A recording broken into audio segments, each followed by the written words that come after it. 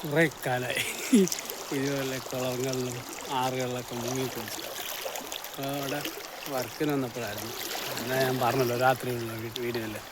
അപ്പോൾ വർക്കിന് വന്നപ്പോൾ ഇവിടെ ആറുണ്ട്, കാണാൻ നല്ല തെളിയുള്ള ആറാണ്.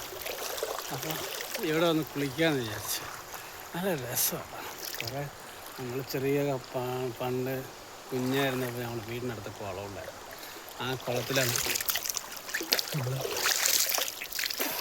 കുളിച്ചുകൊണ്ടിരുന്നത്. കുളിച്ചുകൊണ്ടിരുന്ന് പറഞ്ഞാൽ ഭയങ്കര രസമാണ്. കുളിച്ച് നീന്തി കുളിച്ച് രസമാണ്. നമ്മൾക്ക് ഒരു വ്യായാമം കൂടിയാണ് അത്, പ്രത്യേകിച്ച് പറയാനില്ല. നല്ലൊരു വ്യായാമം കൂടിയായിരുന്നു നമ്മൾക്കന്ന്. ഇന്നിപ്പോൾ അത് ഇല്ല. എല്ലാവരുടെയും ബാത്റൂംസായി, ചട്ടിക്കുളിയായി. അല്ലെങ്കിൽ പൈപ്പിലെ ഷവറിലുള്ള കുറച്ച് വെള്ളം ഒന്നുകൂടെ വെള്ളം തലയിൽ കൂടെ ഒഴിച്ച് കുളിയും കണ്ടത്.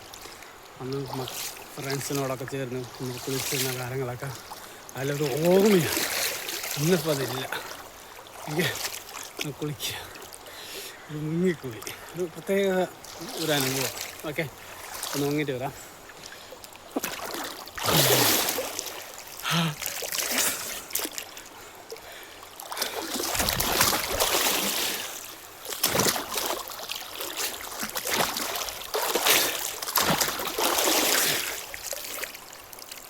ഈ അനുഭവം ഒന്നും പറഞ്ഞാൽ മനസ്സിലാവില്ല, അത് അനുഭവിക്കാനാണ്.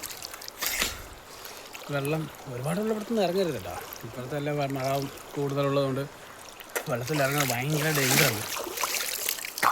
അപ്പോൾ ഒരുപാട് വെള്ളമുള്ളിടത്തൊന്നും ഇറങ്ങരുത് പ്രത്യേകം. എനിക്ക് ഇത്രയും വെള്ളമുണ്ട്. അങ്ങോട്ടൊക്കെ ഇത്തിരി കുറവായിരിക്കും. ഇത് അങ്ങോട്ട് പോകും. ഈ ആറ് വന്നിട്ട് നമ്മുടെ മുണ്ടക്കയത്താണ്. മുണ്ടക്കയത്തിൽ മുണ്ടക്കയ മെയിൻ ആറുണ്ടല്ലോ, ആ മെയിൻ സിറ്റിനുള്ളിൽ കൂടെ വന്ന് അതിലോട്ട് ജോയിൻ ചെയ്യുന്ന ഒരു ചെറിയൊരാൾ. ഓക്കെ, അപ്പോൾ ഓക്കെ, ഒന്ന് കുളിച്ചിട്ട് വീണ്ടും കാണാം. ഓക്കെ.